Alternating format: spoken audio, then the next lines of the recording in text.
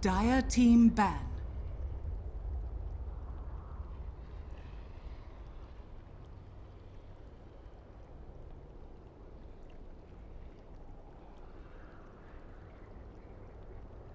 Hello everybody, and welcome back to your coverage of the ESL One qualifiers. We're doing the European Division right now, and we're wrapping up this round, this series, in fact, potentially. That is if London Conspiracy are able to take it out 2-0, and then we'll just move on to our next game, or will PRIES force into a third game? Will the Germans, or some of the Germans, fight back against London Conspiracy? We're going to find out right now. Mod packs, welcome back, man. The draft is already underway, and as everyone else likes it, we're in here before too many bans and picks. Yeah, you're the production master today, man. Getting everything rolling. Hey, I hear the feedback. I hear the crowd's feedback. They always want to see the draft from the very, very beginning, so we try and make sure we're in there. It means you're gonna have more BS said by us while we wait. Hey, if there's one thing I love, it's BSing about the draft. It's my favorite part of the game. It's by far. I love it. It's so much of Dota is decided through the drafting phase, and with this patch especially, it's those first two picks and bans. And you kind of set the entire tempo for your draft. It always ends up being the bans come out, the first 4 picks come out, and then right after the second banning stage, almost all the reserve time gets used by both teams because they're just like, all right, what is left? Like, where can we go from here? And that's where you finally get to decide what everything's going to be. And well, PRIES, they're going to open up with the major safe thing. It's going to be that Vengeful Spirit. It's just such a great safeguard against so many different heroes. And just with one pick, like, this is why I love the draft, man. Like, it helps against so many different things right now. Like, looking out for that Faceless Void, looking out for, like, trying to, this could be a safe lane Venge, possibly. So not only are you getting a couple different options on your own side, you're blocking out a couple different options for London Conspiracy. 5 seconds Time, they got so many options up their sleeve. Death Prophet still in the pool, you got the OD still in the pool. They end up going with the OD. Yeah, no surprise there. Yeah. I love that hero. It's their go-to hero. I'm sure Baby Knight's gonna like maybe that's the reason why he played the Broodmother in the last game. He's just like, I'm sick of playing that hero. Like, you take it. If you want to draft it, you can take it. Yeah, well, now I wonder if PRIES will open up with something like that Beastmaster, something a little unusual. It'll depend on what's left, obviously. If the Invoker's gonna get left over, so they can grab that for themselves once more, which they will. No surprise there. And that pretty cocky to master it too. Oh no, I meant for PRIES. Either way, just because it's something they love. But yeah, you're right. I mean, there's just too many top tier heroes currently that you can't really afford to get someone like Mr. Beastmaster. Even though it does mean he usually gets banned out in the second phase. I just 10 seconds remaining. There's nothing really crazy for both these drafts. Everything feels pretty stable, more than anything else. Yeah. Normal draft. One thing that is missing here is going to be the Earth Spirit, and that does mean that with London Conspiracy having the first pick out of this, and yeah, they're actually going to ban the Faceless Void because they know they can't pick it for LC, but with that Earth Spirit still remaining, it does mean that PRIES won't be looking probably towards their Bane, simply because you generally do want to roamer this patch, especially against that OD. You want to get in there nice and early before he's insane, so something like that Night Stalker pick instead, or the Earth Spirit if they want to grab it. And I don't know if that's something that London Conspiracy are super comfortable with, if they want to grab that and go with it, but if they are, it works really well with Witch Doctor because he's such a solid 5 roll. 10 seconds remaining. Fine with the stripping out of the side, but that's if he gets through the pool. London Conspiracy had no real issues dealing with it. In fact, I was actually expecting a lot more chaos when that Magnetize went off or when the kicks coming through, but the chaos never really came. Like, he balled himself in, then put himself out of position and got himself killed a couple of times by doing so, just because of the surprising return damage onto him. So I'm wondering if London Conspiracy even care. Like, they banned out the Silencer. Well, I gotta say, like, with the way that they're playing and the way they move around the map, I'd actually like to see a Night Stalker from them. Like, if they don't play the Earth Spirit and they'd rather have that 4 roll as a Night Stalker who can add a lot of control for your OD, he has a ton of early aggression when you already have the Witch Doctor to show up your safe lane and potentially a solid mid laner in the OD, but instead they just, I guess they love that Skywrath Mage. Still an amazing hero, man. Yeah, it doesn't great silence too. I actually don't know how much the Skywrath Mage is being picked up by other teams. So I don't see it, or at least I haven't seen it that often. No, it was doing awful. I remember it had the worst win rate at the start of the patch, which, I mean, win rate, yeah, it's not everything, but it was disastrous. It was like I want to say it was 1 in like 14 or something. Picking Skywrath Mage, it was really bad. But lately, a couple more teams starting to go for it. Currently, it's now up to, it's 11 and 17 in 28 games. So not the most popular, but certainly not all the way to the total bottom. Dire team pick. There's our Beastmaster though. This is what priests love. You know, the hilarious thing is like, oh wait, is this? Oh no, it's because it's already registered the game from today. I'm like looking through that Dota. I'm like, wow, Biver was the last person that got a win on this. How crazy is that? It's like, no, that was just the game that we cast. Already. At least you realized that would have been awful. But he played it in Dota Pit as well. When they had a win on that one. Maybe Biver's just got like a full winning streak with this hero. 5 seconds remaining. Let's see how much. We'll see what he's been up to this patch. Maybe it's actually. Oh yeah, he is. You're right. Those are both his games, and both times he is winning. So he's bringing it on again. And so now the diversity of his heroes. It gets really disgusting when you scroll down. You see the Oracle. Yeah, he is. That's his most played this patch too. Fun that he played with a Winter Wyvern.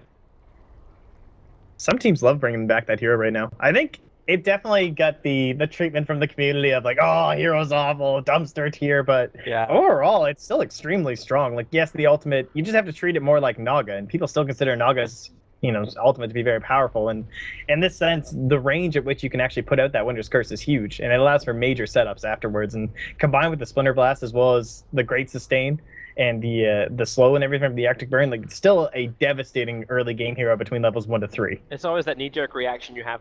Something was really powerful, and then like parts of it get taken away, so then you start looking at other options. It's like, well, you're just not as good for me anymore because you're not OP. I need to find the new OP hero. Speaking of which, that was the perfect time. She is the newest kid on block. And this will actually be a core enchantress as well, so this should be an off-lane enchantress. Dangerous part about this is that, again, London Conspiracy with that laning, I don't know if Solon's doing this on purpose. He's not locked into anything. Like, he can run anything he wants to right now. Yeah, and they just proved that as well. Like, that safe lane OD, I mean, we see it all the time from other teams, but then coming up with a Broodmother to the mid lane as well, like, they have no idea what's coming here from Priest, and I wonder if they'll go back towards the Bane, just because it is a hero they love. They have the Invoker, they have the Beastmaster. It synergizes so well. It will mean they won't have any sort of a roamer hero unless you're going to give that over to the Vengeful Spirit and like rely on a swap. But it is just like a single Nightmare, Brain Tap, Sunstrike would kill the Enchantress, but go for the bounty instead. They want the roamer. Yeah, I'm not a believer in this. Like, if this was a jungle enchantress, then maybe I would lean a little bit further this way, but how weak is your safe lane now? How weak is your off lane? Like, if that is, like, it ends up being like a safe lane OD, or even just a safe lane enchantress against the Beastmaster, you got yourself a world of hurt coming your way. There's nothing that can be, they can't punish an aggro tri-lane anymore. Like, with the bounty hunter up, they cannot punish the aggro tri-lane. Yeah, that's a good point. If they do grab something, like, what if they just go... They can even go tri-lane with Enchantress, honestly. Like, it's seen a couple teams do it, and it's disgusting. Because you just have 4 heroes with a creep. If you got trouble on the safe lane, like, you just keep one, like, Witch Doctor or Skywrath back. They'll zone out the Beastmaster. Even just a simple dual lane of both Enchantress as well as... Actually, I prefer the Skywrath mage to stick with the Enchantress. Yeah, I was about to say the exact same thing, because just like they did in the mid lane, like having the Spiderlings to block up so you couldn't go the Skywrath, imagine a Satyr. Like, what are you gonna do? And they're in a pickle here for Priest. But they picked themselves into this by picking up the hero, like the bounty hunter hero. Like, normally he leeches experience. That's his thing. But you can't leech when no one's actually jungling. The Enchantress is a laning presence in this draft. Yeah, his role this game is going to be about that OD. If they do send the OD to the mid lane, it's going to be pretty hard for him to do anything up against the bounty hunter and the invoker. We've seen a lot of ODs fall to the bounty hunter coming into the mid lane simply because your general defense is to astral imprison whoever's going on you. So you get cold snap by invoker and you just lift them and then you just run away. But with that bounty hunter there, going to be having that Janata slow, it's going to be giving enough space to the invoker to actually get back into it and continue in with the gank. So it's going to be hard. It's not going to be easy. You're going to have a rotating Witch Doctor, potentially Skywrath Mage. You could even have a creep hanging around from Enchantress. So it's going to be really tough from Priest, but I feel like that has to be their objective. And that's only if the OD even comes mid. We don't even know where it's going. Anywhere. The Lycan is the final ban out. That would have been That's nice just to slip into Roshan. I'd say we're looking for a disabler against the Invoker, like someone who's got really good control against him, but then again, London Conspiracy proved they don't want to have that. They don't need to have that in most of their games. But it's going to be a shaker. Radiant team pick. If you're looking at this game like 4 or 5 months ago, you'd be like, what the hell? Okay, Earthshaker offlane, I can understand that. This now makes it so like, okay, if London Conspiracy is not running an aggro tri-lane, I'm very concerned for them. Primarily because I think like the Earthshaker could easily like get zoned out by the Beastmaster boars. Is this an Earthshaker? I think it's an Earthshaker safe laner. I think it's number 1 position Earthshaker. Which means they have to run dual lanes. Because they have to get rid of those boars very early on. Like, because Kefka's going to have a very hard time. And he's their off-lane player though. Maybe so you run a safe lane Enchantress with the Skywrath Mage, and then you run what, Earthshaker and a Witch Doctor? I think you give. I would be looking to give Kefka like some sort of safe lane farm, but I'm not sure what they're gonna do. That would probably be the best thing, because then you like then solo you can safe lane or something. Something like a dagger, nice and early on, and just roam and kill, roam and kill. Take Roshan, roam and kill. Play.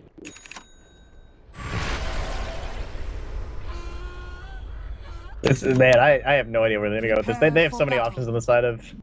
Honestly, there's really just no way to even guess, honestly. Well, at least there's one lane we know. It's Baby Knight, mid, OD.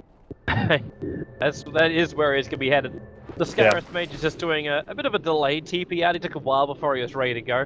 Because again, this boots first Biver Skywrath Mage. And then Pig is like, okay, you say you want that cliff? You want that cliff? Okay, you want that cliff? Fine. Do the Radiant see him in time? No. No. Iron Man's a little too late to get there. But I'm assuming Iron Man's gonna try and block up, like, this camp. Try and stop, like, any kind of pulls or easy farming. Yeah, it's so important up against Chen and Enchantress right now. You just need to... It has a massive impact. Like, Chen, it's pretty good, but Enchantress, it is humongous. Like, the fact that she can just come in and grab a creep from this camp and come to the bottom lane all during... Because obviously you have a duration on the enchant. It is huge. So he either needs to sentry it or he needs to body block it. Oh, okay. So yeah, that is correct there. So game one is to LC, as the admin's pointing out here. There was no score. I've never actually seen an admin do that. That's kind of cool. So being thoughtful about things. Yeah. The battle begins. Yes, it is game one to LC. I was meant to have this. You could have actually done that while talking in spectator chat though, but okay. Fine. Fine. Alright, so the runes go to the OD and the Invoker, so... Gonna start, and you'll be looking at the dual lane to start with. So Biver is going to try and zone out this Invoker. It is an Exort first Invoker, so it's really worth the harassment to push it back out of the lane. Because what are you gonna do if you're RMM? You want to come forward and attack as well? They don't really have an influence in the lane. Yeah, it's kind of funny how all these Invokers now do this every single time they go for this Exorb first, because it allows you to Sunstrike the base instead of like getting you maybe your typical Quas first sometimes, or you know, sometimes we'd see it for the last inning as well. But Diva's just like playing Winter Wyvern right now. Okay. Essentially. I love this from Jalopy. The one creep now, out of all the creeps you could take, you had a Centaur over on the side camp, and you took the Ghost. Like, this is almost playing the Beastmaster's game, like, back again. You Yeah, go he's for like the got his own enchant, you go boar. for the Ghost Slow, you now go for the Paralyzing Cask, you're just taking off all the life of Pawn, you actually may even take all of it! No! 9 HP. You deny up the Ghosts, grab the Centaur as well now, but there's the salve already burnt off. So Jalopy took a lot of damage to make that happen. And Pawn, okay, he's not getting huge amounts of levels.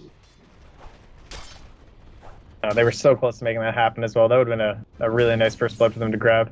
Trying to slow down this Beastmaster, because if he can stick in this lane for just a little while longer, it becomes very easy for him to take down that camp on the side as well. He's a lot of base armor sitting at 4, as well as decent HP regen. Like, obviously, not as great as all the other offlaners and everything like that, but just keep stacking your tangos, get a few more levels with strength gain, he'll be okay.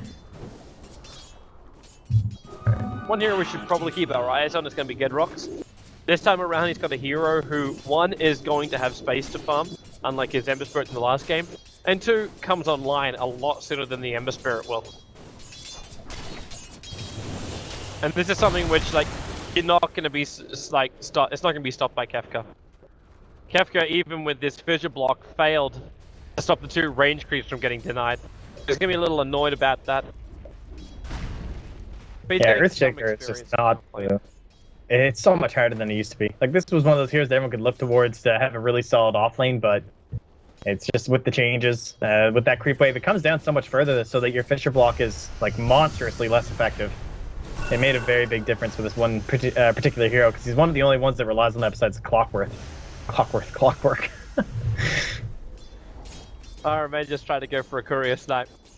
Yeah, so close. It had an observer ward on it, which was actually, like, wasn't taken.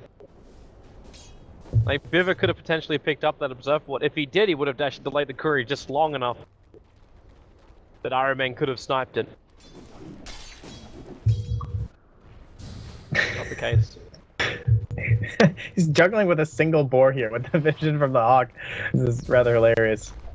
I'm not sure how, not gonna be very effective. Now he's missed Parker at it. He actually could have pulled with that boar as well. Yeah, I think he pulled it the first time and then just kept attacking it. Yeah. Iron Man's now waiting up on the top lane. Watching the pullover happening, he can just leech the experience from this, so he's perfectly alright with it. Everyone's trying to bait in this Witch Doctor. It actually worked. For the Paralyzing Cast, the Voodoo Restoration, they need to get a little closer to him. However, the Sunstrike perfectly on target, and that's first blood. Goes the way of Mastermind.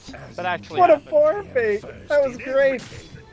That was so well executed. Just slowly back in the board, like you're microing it, like it's StarCraft or something. Just like attack back, attack back, attack back, and just following it, trying to get that board lasted.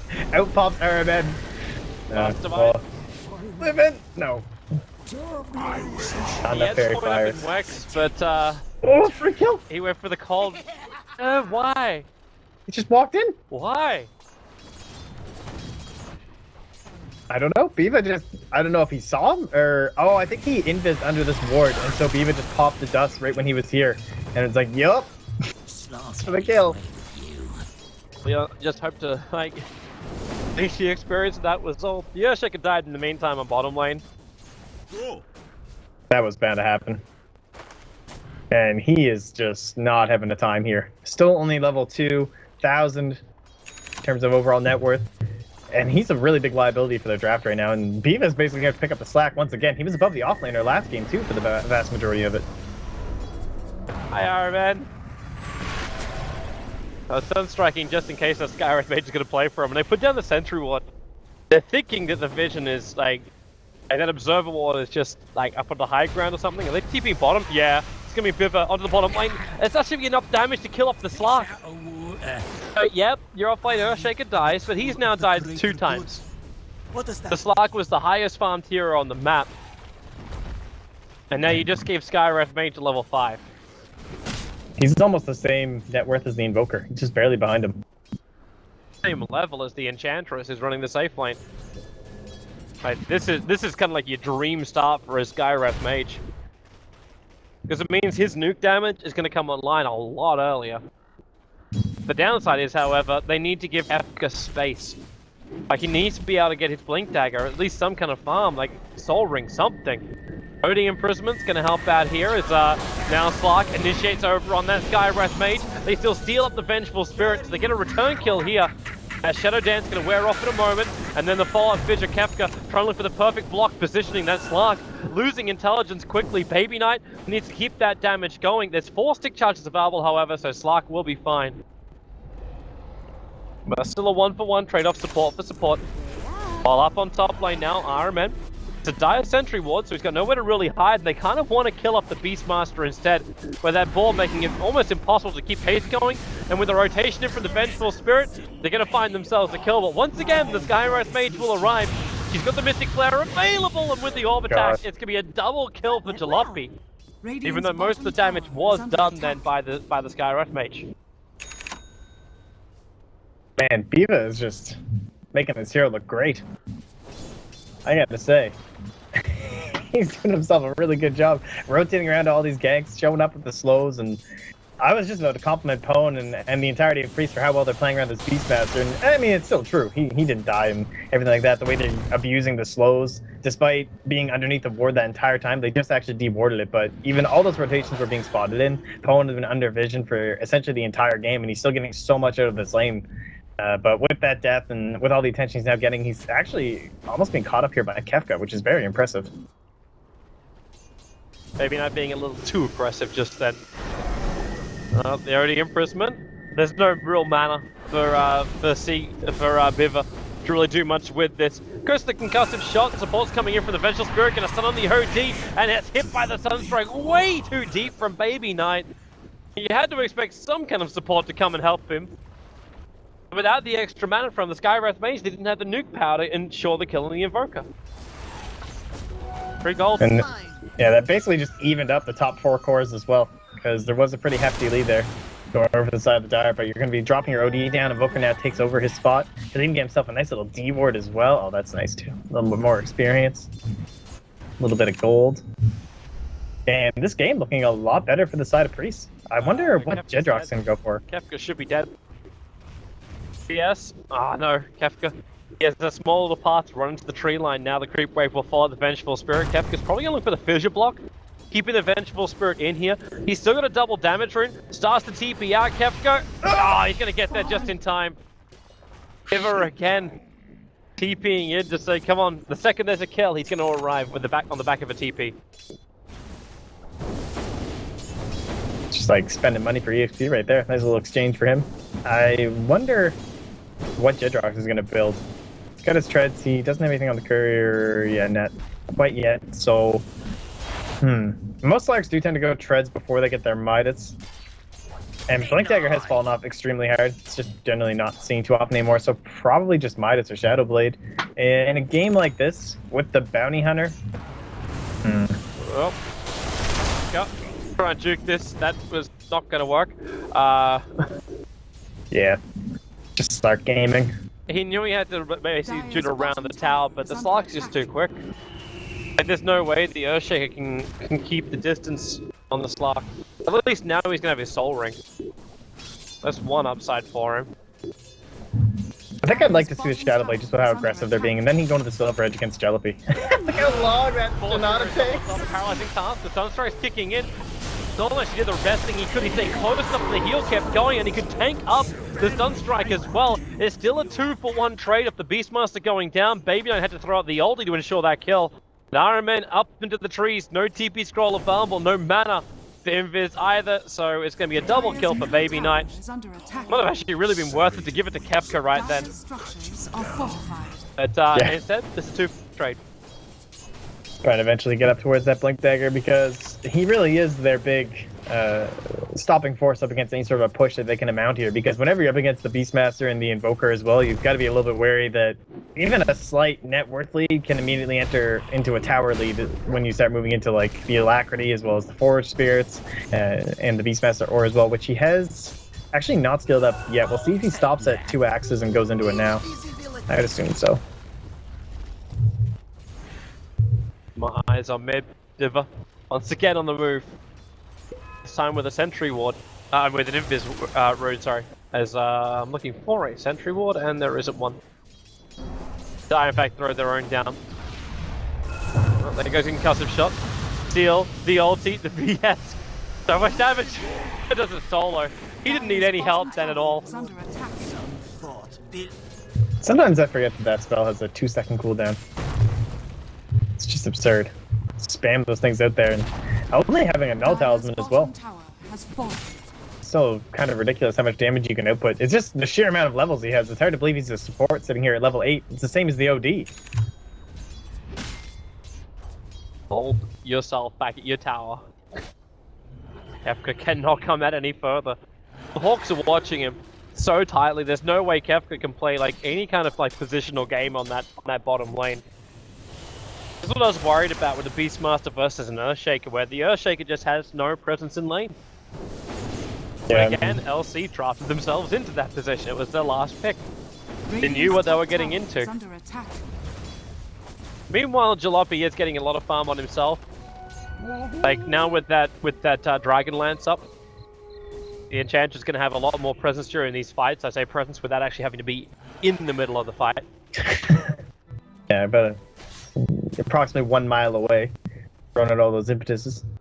But at the same time, like you look at the farm over on PRIES, like this Shadow Blade's almost done for Gedrox, and he'll start roaming around, going for quick ganks wherever he possibly can.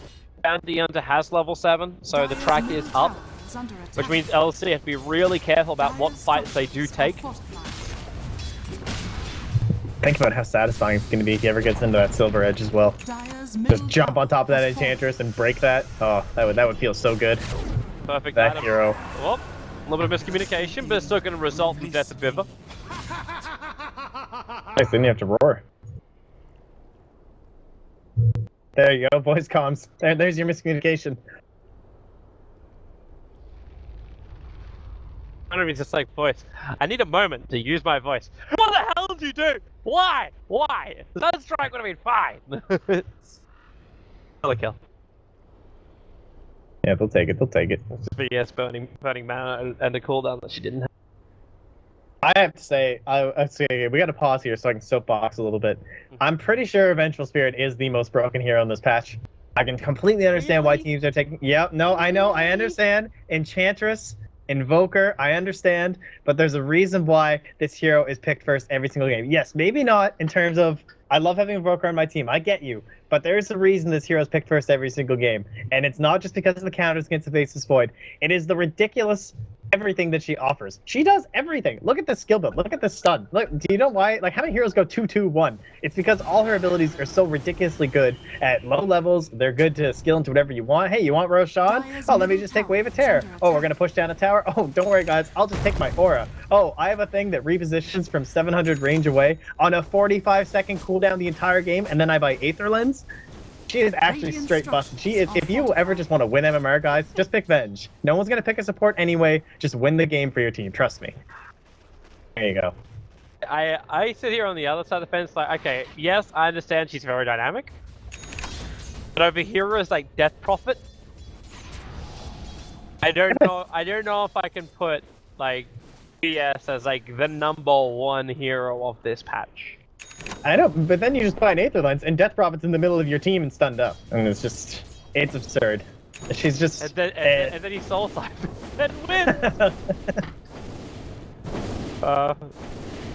Gedrox, he's coming over. This isn't the fight the press want to take though. There's way too much of LC right behind him. They see RMN running forward. They're going to seal him up. He's still in range of that sentry for now. But they can't keep the sun going. They'll dust. He doesn't actually hit Gedrox, which is kind of funny. He just looks more than close. Nice. He got out. Player's a little bit off target.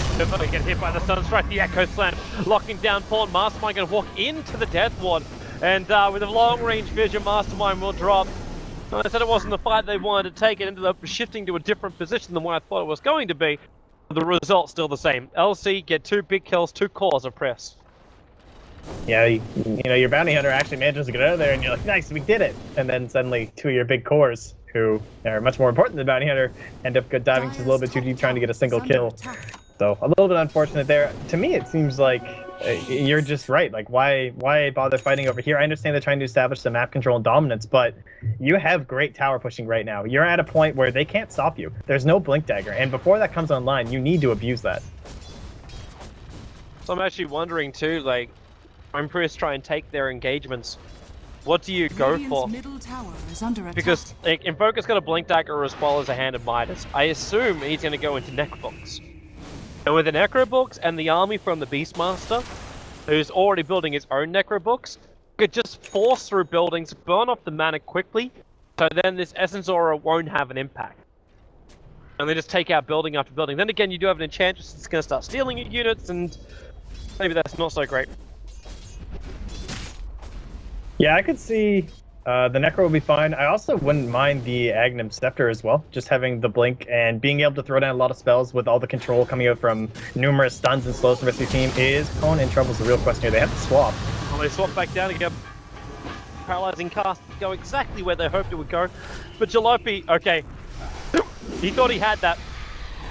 Dire's They didn't get it. is under attack. All right, well that's pretty good considering the current situation. They'll have the Hawk to give them a little bit of vision over this, damn it. but Radiant's top tower is under oh, attack. you're hiccuping now? Oh, just great, Toby. Come on now.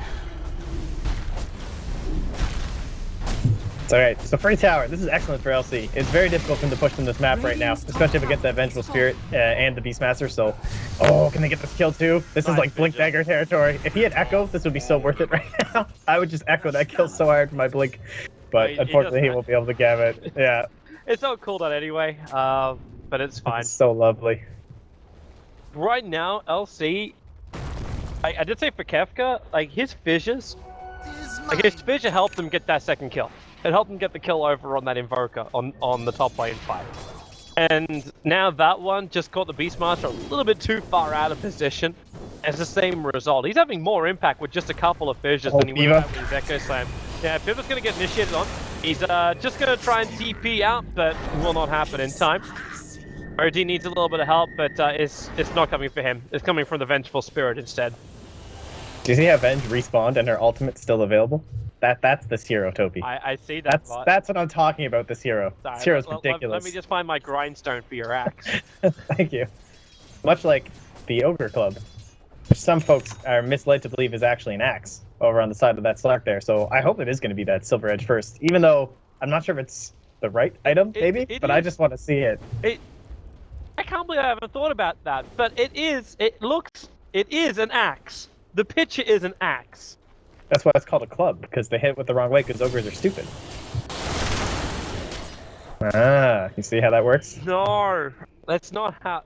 Just Dire's how have I top never tower thought is about under that? attack. You've actually never noticed that. That's the joke. It's never come to my mind. Dire's top tower has All right, fallen. well, it is going to be the BKB. I think that's the right choice. And Silver Edge eventually, yes, but for now, the BKB is just more important. Smoke, move, blink, echo. That's luck. First reveal the Blink Dagger. And Kefka got a little lucky then. The Creep Wave only just came in range, so it gave him a little of extra damage as well from that Echo Slam. There was little that Slark could do to reply, and he is most definitely the highest net worth on the field, even after death.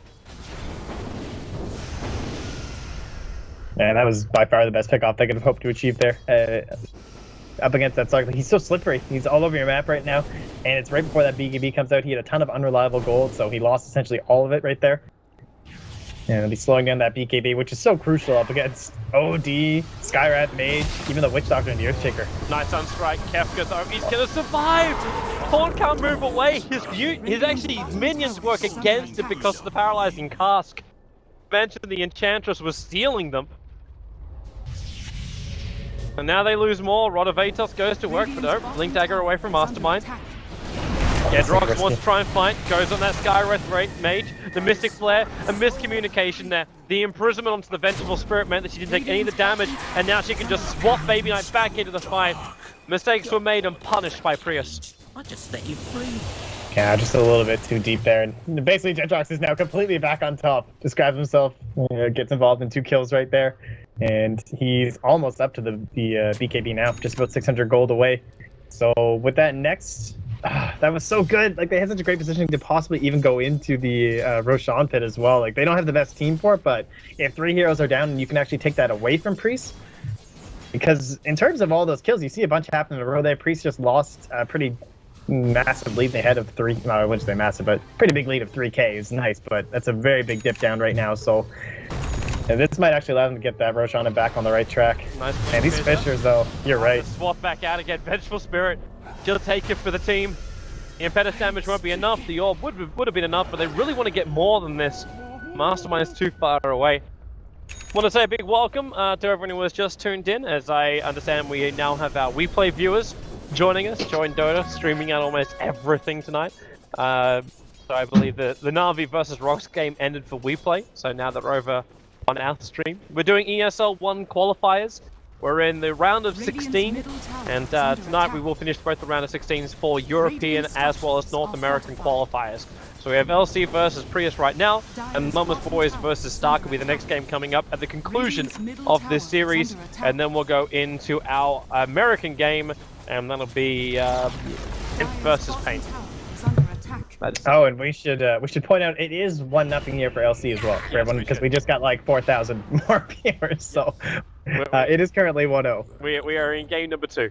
There's an error. Alright, man, gonna move over. Quick imprisonment. The rest of the LC is on its way, so Gedrox. Oh, okay, solo killing for Biver on the backhand of play. Nice BKB. The Slam arrived and all the BKB timing. Managed to dodge most of that, even the TP out. They're losing too many. LC down of 3. Vengeful Spirit again, the only sacrifice for PRIES. What a great time. Have your 10-second BKB right there for Jedrox, and now they can grab that Roshan. They are just completely on top of this game right now. You wouldn't think so with the kills now. They're closing in with just 3 up now for LC, but over on the net worth chat, you can just see Jedrox is starting to get himself out of control. He's moving on up to that silver edge. It's going to make life hard for Jealousy as he has that Aghanim Scepter, but he's going to be very wary of this Aegis Slark. I'm betwixt myself. This is getting out of control for LC. At the same time, they are still running like a high ground defense with an Earthshaker. Yeah, and the Death Ward. Yeah. So with just that, you've got to give still props to LC. Like, not props, like confidence to LC to defend the high ground. But with PRIES, with their current movement forward, there's going to be the BTs into Aghanim Scepter and the Invoker. You're going to have your level 3 Necro book shortly. The Grease will be up for the Bounty Hunter, also not too far away. The full Silver's Edge is almost done in 600 gold. Gedrox will have that. Like, yeah, PRIES they're hitting a very good almost timing right now. everything going their way. Like, they just have to. You almost want to say they should do what LC didn't do in game number 1. Ward up around the Dire base, get a quick pick, and then push high ground. If they force it, they give LC the chance to come back in this game. Yeah, it's true. If they can get that one pick off, just being patient, warding up the map, clearing off these tier 2s is going to be a big factor in that, but it's all going to be on Kefka and essentially how cautious he's going to end up being, because if he gets picked off, that's definitely going to be your big target here for them. And I like the fact that he's actually heading into this Yule Scepter here for just a little bit of survivability, possibly, if he is looking at being a little bit more aggressive on the map. It'll really help if he starts getting comboed up by Mastermind as well, who's very close to the Aghanim Scepter, only about 1k away for himself. Basically, they just need to grab like a Vlad's or something on Zenigata, or grab his Aether Lens and start heading up towards that high ground. It would be perfect. I'm sitting in a position where like you always see like the kill count going the way of LC, and you feel like, okay, yeah, maybe these guys actually do have the advantage in the game. 5,000 experience behind. Over 3,000 net worth behind. It was also ironic when you have a bounty hunter on your side that you have a higher experience advantage than net worth advantage. In this game, I'm just like, if Baby Knight gets his BKB, PRIES get caught out of position. I can understand LC defending this. But if PRIES play all their cards right, then they find that timing just before the BKB is done over on Baby Knight. Then they should be able to take this game. But it's that window of opportunity that they've got. Yeah, that BKB, like, let's say Roar gets expended or something from Pwn and it's not on top of that OD. If the Echo Slam comes in, or even just a nice cask bouncing around and Baby Knight can get off that first 3 or 4 right clicks, it makes all the difference. Into the Sanity's Eclipse, that can just be your entire push destroyed. And just a few swings of the old staff. And it looks like that ward not spotted out here, so that's a really nice ward here. Oh, it's so great. Gonna have great ideas of where they're moving around this perimeter if they're going into their jungle. Sometimes you'll see the teams kind of like smoke up like around here as well. So maybe you'll snipe off that. Just give them a lot of great intel. And that Hawk as well, moving around the map. It's allowing them to split push so easily on the side of PRIES with little worry. 3-1. Revealed RMN instantly into the dust. RMN will end up going down now. But he did his job. He got the observer ward down, as you said. Yes, he dies. Sure. Met you once, cut you twice. But in 34 seconds, he comes back up again. Maybe not the greatest person to, like you died to the Enchantress, who already has a Raghanim Scepter as well as a Dragonlance. Like, Jalopy's already going to be pumping out a large amount of damage during the fights, but you do have that small window where Baby Knight is now going to complete his BK. Jedrox, DD. Wait, is he okay, he's just running in on Viva. They're just going to lock him out. He gets sealed up, so can actually dive pack this off, and Jalopy makes the right decision. Straight TP out. There was no way he was going to run away to safety, and the BKB is burned on Jedrox. How long's he got that Aegis for? It's still got another 2 minutes left on it. Okay. Yeah, plenty of time. No, that was a really nice play when they changed it to immediately TP, and Jedrox, he got a little bit maybe hasty there with the DD room, just kind of wanting to make something happen, which is understandable, but knowing that the sentry was there, it was a good Fisher block off to make sure that he couldn't go on to anybody else too, because grabbing that DD, it's well worth wasting your Aegis to get a single pick off before going high ground, because in terms of buybacks, there is just the OD or the Enchantress right now. And it really has to be all hands on deck for any sort of a defense for LC. That BKB? LC is slowly getting themselves an advantage for this upcoming fight. Kind of feels like Chris is so nervous to do it though. Still got the Aegis Immortal, but it's only for 1 more minute. So if you're gonna do any kind of fight, you're gonna kind of force it now, or what? You keep farming until next Roshan? I think if they were able to get all tier 2 towers with this Aegis, they can be relatively happy with that. And then just farm until the next Roshan, but at the same time be very active with your Hawk, be active with your Vision, looking for those offs to take an impromptu high ground possibly. I would be, totally fine with that.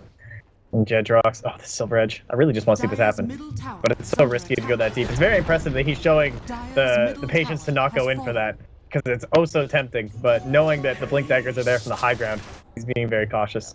I think he's also very concerned about where the vision is from the Skywrath Mage, because Skywrath's walking around with that gem. That's why that Observer Ward in mid lane doesn't exist anymore. And there are actually 4 men ganking on bottom lane. They want the Invoker, and they should be able to claim it. Oh no! They need vision, they don't have it. Blink down, the stun is just a second too late from Kefka. It's what they started with. The fact now they're going to get pincered. Oh, LC, it's all gone horribly, horribly wrong. The Echo Sam, control on the Invoker, he only TP back to the tier 1 tower. And now, look for your paralyzing cast. The Beastmaster comes in for the roll, but Baby Knight got his BKB off. He's only stolen 10 intelligence, but he's got that ulti available. Jedrox trying to beat through him. He drops the ulti, he kills the Beastmaster, helps to kill off the VS. They need to kill off Jedrox. The Imprisonment's going to make it so Jedrox cannot finish his job here. And Jalopy takes the damage. And where is it going to come? Jedrox still on the run out of here. Seagate there, and it's Biver. He's the one to drop it down. RMN hiding in the tree line as this bounty hunter. The sentry wards are down all over this area of the jungle. So RMN copping 2 Impetuses with the orbs. It's a double kill for Biver. Jalopy will stand the ground, and LC, it looked like a disaster for them, but they played the Fog of War perfectly. They've played the timeout, and they come out on top of the fight with a 3-for-5 trade-off. Yeah, and it was interesting because had Kefka actually, let's say he Echo Slammed the Invoker there when he was going for that TP, that whole fight probably would have went the way of PRIES simply because, yeah, they might not have had the Invoker for that whole engagement, but honestly, he didn't get to do anything that fight anyway. Simply because right as that Tornado went off, he got into that Echo Slam, and that kind of baited in the entire side of PRIES at that point because they're like, all right, we got the setup, we got to go, go, go, and the big cores did fall for LC, so that's obviously very important, but in the end, it is definitely going to be decreasing that net worth that they have. And those necro plays were sick too. It stopped the Big Fisher. That killed him? Oh my god. Oh, he swapped him out! Oh, the Enchantress! Yeah, what do you say? BS? Most imbalanced hero in this patch? Oh, damn, Jalopy. He needs to keep his distance up. He's running way too deep here. Deathwall's trying to help get that kill. The VS still alive. The Fisher will drop. The Vengeful Spirit, now the jump forward. Kefka's in position. He'll drop the last bit of bonus damage which came out from the totem. So the Slark gets the revenge over on the Enchantress, almost 600 gold for that kill. Baby Knight again having to trigger this BKB, but he just can't battle up against the Slark. Now LC bit off a little bit more than they can chew until Biver brings the bonus damage with a follow-up stun. They can kill off Mastermind, are they? Yes they are! But Jedrox has the ultra kill. It's going to become a rampage with the leash being attached. The Yule Scepter buys a little bit more space here for Kefka, goes for the big stun, blinks himself away. The track. Up the river. Can he keep B out? No, it's a rampage. Jedrox will finish the job. Huge amount of money going to go his way. And LC, well, they did take the bottom tower. But what cost was it taken? A very high one. Track gold is disgusting. 2,500 gold heading the way of your Slark and 2,400 for your Bounty Hunter. Unbelievable. 4,600 damage first off thrown up by that Slark in that fight. Man, Jedrox is having himself a time, having that moon shard. Now just destroying the tower. It's one of those moments though when you wonder, like, if LC didn't dive underneath the tier 1 tower, if Enchantress played to her strength, which is playing the range game. It didn't happen. They went in deep, they got overconfident, they thought they could take out the tower and take out that VS very quickly, but VS proved to be a lot more difficult to kill than they thought. And now they lose their tier 3 tower in mid, they'll lose their tier 2 tower on bottom, and they lose the huge advantage which they were starting to pull back, at least experience-wise.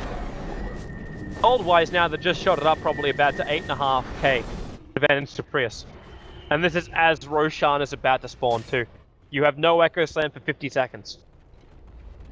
Yeah, and this Roshan fight is going to be rather difficult for side of LC. They will have the Aether lines up. They probably won't have level 11 on Zenigata. He's really far behind in terms of levels, but that's what happens when you swap and die, I suppose, at least compared to the rest of his team. But having in the Aether lens, very nice up against the pit. In terms of their overall pit fighting, it really is just the Roshan. They'll have the vision from the Beastmaster, which is very important, but you have to be very worried up against LC because you're dealing with the Echo Slam, obviously the Sandy's Eclipse, all that nice range that Biva can throw from outside the pit, having the Force Staff being very maneuverable, and the Death Ward to top it all off. They are very, far and away dealing their damage. But again, this great vision provided by the Hawk, just finding these locations where he's not spotted by sentries and keeping tabs on the side of LC. LC have one advantage. Put down the observers and sentries so they can see that Hawk watching over the pit. The disadvantage is, in fact, they lost their gem. Oh, they took the Hawk. That's hilarious. Just what a hero. That's like the Vengeful Spirit Aghanims. Don't do that, guys. Do not buy Aghanim Scepter against an Enchantress on your Venge, because she will steal you. Rocks coming up a very long way. He was underneath the Sentry Ward too. Now triggers the BKB, tries to turn for a fight. Big tornado catching to that BKB from Baby Knight though is going to trigger, which allows him to keep fighting. And the Echo Slam from Kefka, it came off cooldown, but the damage was enough. The Death Ward went from Solon. It's going to help get one kill as Jedrox is just bouncing around, but he cannot leap to a target. RMM New is still underneath the vision. The Sentry Wards are down, and it's Mastermind who's actually been isolated with that Impetus flying after him, and the orb damage, more than enough damage to find that kill. 3 heroes going the way of the Enchantress, Blink to TP, the Mystic Flare thrown out of pure hope. Now Roshan is open for LC to just slip into, and they can be fast about this. They got a minute without the Invoker and Slark on the field.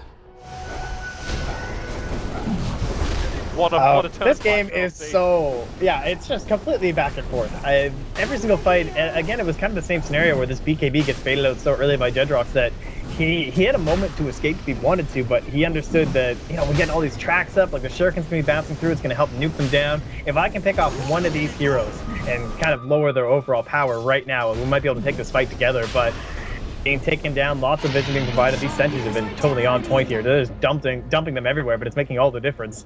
Yeah, they needed it. Without that gem from RMN, they needed something, and the vision game goes the way of LC, and now they're able to get their next big items. The Scythe of Vice completed over on Jalopy. And when you think about how the Slark has been playing this game, like you bought a Moonshard, you don't have that Skadi, you don't really have a high amount of stats, you're only getting it from the Silver Edge and the BKB, and the BKB is down to 5 seconds duration. You could see in that last fight, it wasn't enough. It was almost like panic pouncers, looking for something to try and latch onto and kill, but LC kept kiting him out. Thought he had support there, then the Paralyzing Cask and Death Ward forced him back out. Kefka was so lucky as well, that fight took just long enough that his Echo Slam came back off cooldown. And now he's going to play the full positional game. The Force Staff, the Yule Scepter, the Blink Dagger. This is full positional control Kefka.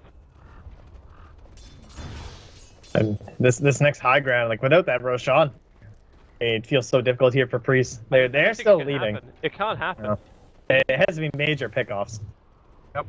Even if you think you can kill off the Enchantress now, like, the Aegis team is just going to let us survive.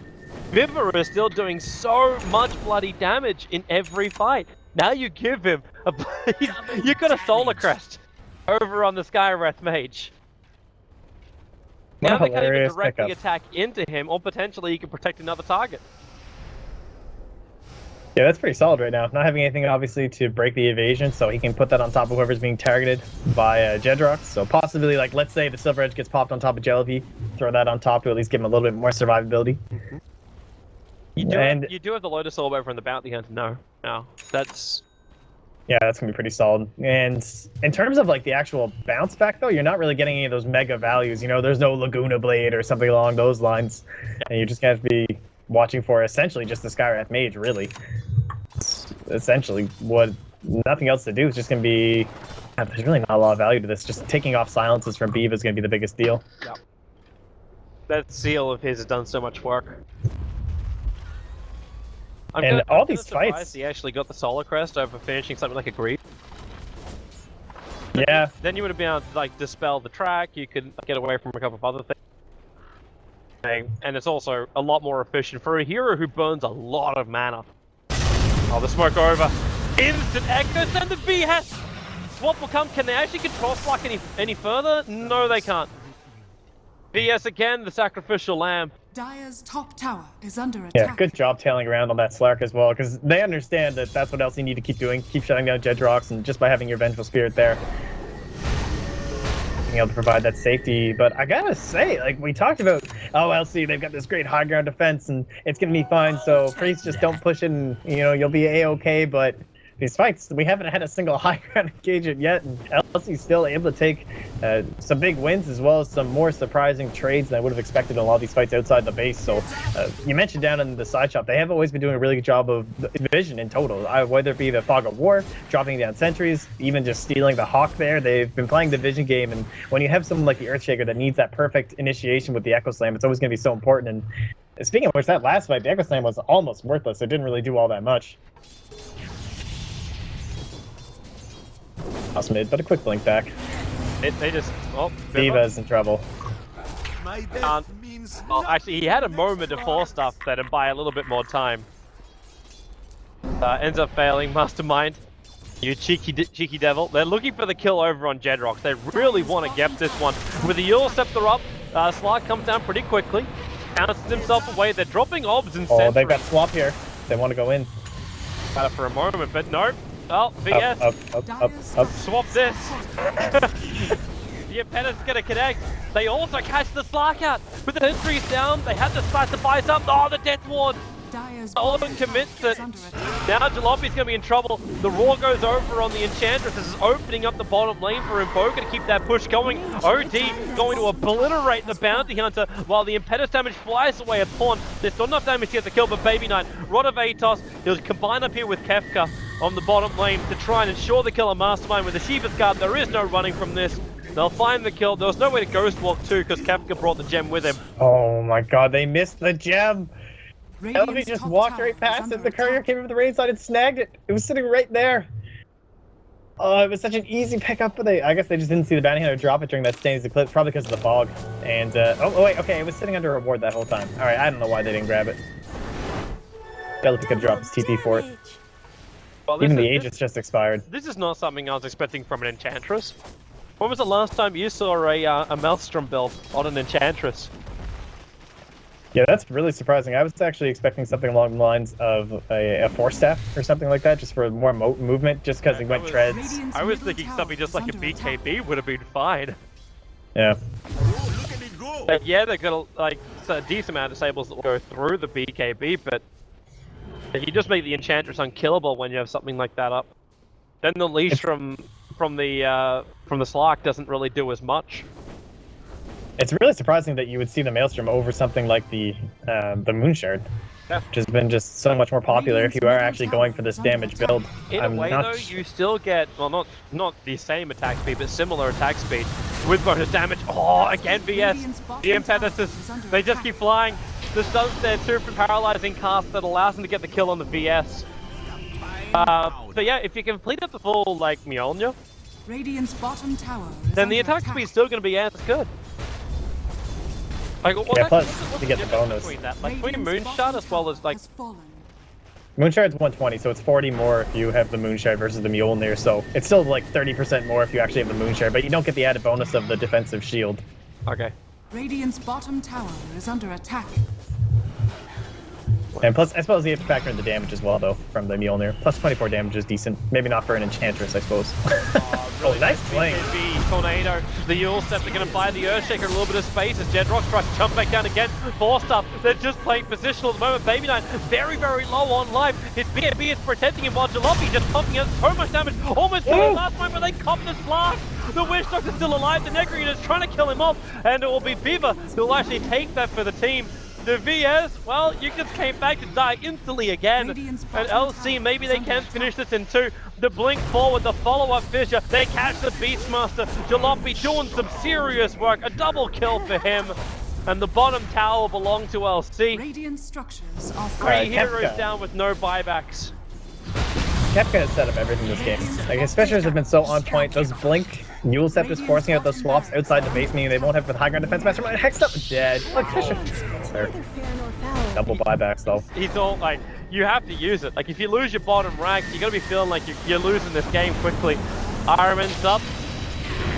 Keep the tracks going. They go onto the Witch Doctor. That BKB, remember, still only 5 seconds, so it's going to wear off right now. The Fisher's done a little bit off timing, but he dropped the Mystic Flare, and he's down 105 seconds on the sideline. Mastermind, the Orb is chasing him. Does he survive that? He should be able to survive that, especially when he's got that much movement speed to blink away. But you just had to die back over on your Slark. Your bounty's down again. The thing that will save you right now is the fact that tier 2 towers are still up. So LC cannot go for a second lane of racks. It's GG push or it's back out, and it's back out. Their mid lane and their bot lane are all under siege. On. Oh, it's so close. Kefka, you know he wants it, but the wise move is to leave. His Mastermind facing him. Your Scepter, it's going to buy him the time to get his Fissure back off cooldown, or actually his Blink Dagger off cooldown. Instant TP away. Oh, he wants to save him. They can kill him. Like, all they gotta do is They have Echo in 1. Oh, he went Invis. Invis gonna go down. Paul will kill him. That's actually the gem lost as well, was it? Oh, still over on the Earthshaker. He has the Echo here. He needs to be really careful for Mastermind. Oh! He balls up for the Echo! God, Kefka! Balls of Steel! Mastermind's now gonna BKB. No damage available from Kefka to get this kill, but he's gonna chase down after him. Needs to get the vision for Jalopy, but they're going in a little bit too deep. They don't want to lose the gem. The Sunstrike. Oh, not finding his target. Oh, that was the ballsy play from the Earthshaker. Illusion. Oh man, that was crazy. I can't believe he went for that, and the blink at the same moment as well. Bountiful. But I mean, he would have ended the game right there because that was his buyback. If only they could have taken it, but they didn't. Now we get a Blink Dagger. That's his name. So a full Mjolnir is completed on the Enchantress, and we're getting a Blink Enchantress. Yeah, that's very solid. It's all about the positioning at this point. Like, if you're caught out, I don't know if a BKB would even save her, really. I gotta say, that last fight had so many odd moments. Like, it all started with that great Blink Tornado from Mastermind, and the way he caught them all across that side. And they had so many toss-ups, and Baby Knight was stuck in this corner. He was down to about a third of his total HP before he even popped the BKB. But there was just no combinations. There was no synergies coming out from Priest whatsoever to actually get on top of Baby Knight. Like, Jedrox, I think he kind of felt like that the OD was already dead. And so he had started moving deeper into the fight, but they could have secured the kill on Baby Knight earlier on and possibly taken that engagement because of it. Looking up for Roshan. Iron Man gets a vision over on Solon, but Kefka. Oh, they all side of him for a moment. Now with the Yule Scepter, they're just getting some space. Roshan's still being done. They throw down the ulti. Jedrox, he's going in, but what's he want to do? He's going to BKB to try and kill off Roshan. He's got the slot for the Aegis Immortal. The Deafening Blast pushing him back. Roshan killed by the Radiant, but Enchantress takes the Aegis Immortal. A huge Echo Slam as Baby Knight with the ulti combo combining with Kefka to try and find that kill. Mastermind will drop. It's an ultra kill for Baby Knight. Give him the Rampage. Actually, he's keeping his distance. His distance from the Necro unit as well as Pawn. Maybe he could just slide himself in for the last one. Nope, it'll be the Earthshaker to take it. The gems are on the deck and he is not a happy chappy. Baby Knight denied the ultimate Rampage. And I'll see now they will still push for the mid lane and they'll probably push for the GG call. Radiant's middle tower. That's the worst, man. Come on, Kefka. Whatever. I actually think Kefka played amazing this game. And did you see what happened before Slayer? Because Jelpy grabbed up the Aegis, but he actually did snag up the cheese for the Slayer, but he couldn't pop it in time. I don't know if it would have been enough to save the fight, honestly. But it was a battle there. So what do we have here? I don't even know how you respond to that. Like when you get Blink Echo Slammed and then you have that ulti drop from Baby Knight. Like the combo of the two of those things together is more than enough to wipe out most of your team. It's an instant stun. There's no reaction time. It's also crazy. Look at the range of that Enchantress. Blink kills. They can kill off the bounty hunter. Iron Man. Yeah, he's dead. Oh, again. you can't disjoin it with swap. No. In fact, it actually makes it more powerful. It's a hard life. LC will back out though, Invoker's coming up shortly.